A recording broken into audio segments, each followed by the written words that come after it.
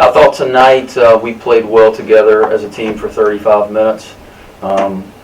We have, up to this point, battled with every team in the conference, whether it be Montevallo, whether it be Armstrong State, whether it be Lander on the road.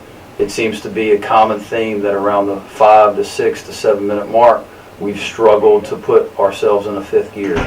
And if it's not one thing, it's been the next. I commend our guys for going hard for 35 minutes, but for the last 5 minutes, we had to figure out a way to win, and we found a way to not win. I think I give credit to Armstrong State. They stuck together. They did a great job. They worked together, and I give those guys credit.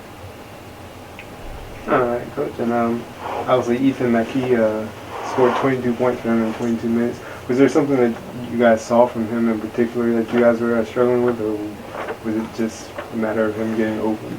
No, I mean we had to make some adjustments in the post, and we started to trap the post. We double teamed the post, and that had an impact. We had 2 or 3 straight turnovers, got the ball back. They ended up setting ball screens with McKee, and we did not necessarily guard the ball screens like we've talked about. And our center, Aubrey, had to do a good job of corralling them, and in the meantime they kicked back to McKee for open 15-footers. McKee played a good game tonight.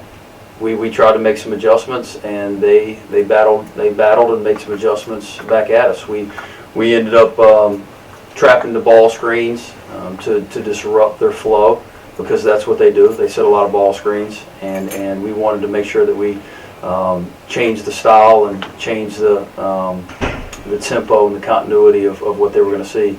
And I thought it worked well for a couple of possessions, but then when they adjusted and they adapted to it, they did a good job of figuring out ways to score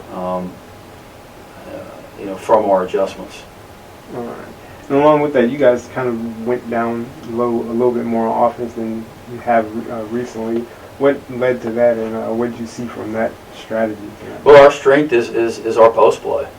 I mean, we have 2 6'8" and 6'9" guys in the post that are pretty skilled. They're pretty athletic. They have good footwork. They can finish. They didn't finish tonight as much as at the rate that I would have liked. But we can expose teams by getting the ball down low into the post, and we've been working on that. Duck ins, high lows, reversals, leg whips, all the basketball terminology and jargon you can think of. But it just, we got it there. We just didn't complete the play. We were in a position where we had open layups. We missed. We had dunks that usually go down at a 99% rate, and we missed. And unfortunately, tonight was one of those nights that we didn't have a margin of error. We don't have the luxury of having margin for error. We play 6 to 8 guys on any given night, and if 1 or 2 guys are off, that's 30 to 40% of your offensive proficiency.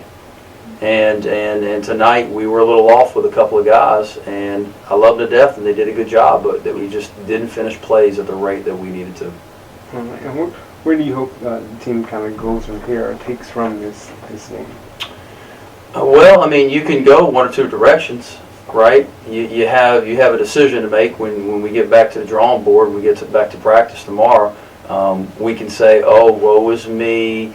It's about that 5-minute mark where we start to feel the heat, and we can continue to keep thinking that way, or we can say, you know what, we've got to break through this mental and emotional wall, and I think we have it. It's there, but we haven't shown it at this point. And I think right now it's become a little bit of a bugaboo.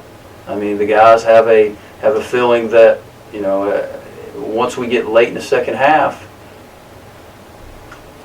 something is going to go wrong no matter what it is, and we're trying to figure that out. And we just got to take care of the ball, keep playing the same exact basketball that we do for 35 minutes. And I think it will come. Unfortunately, it hasn't come. And I think we have 8 games left in the regular season, 5 of which I believe are at home.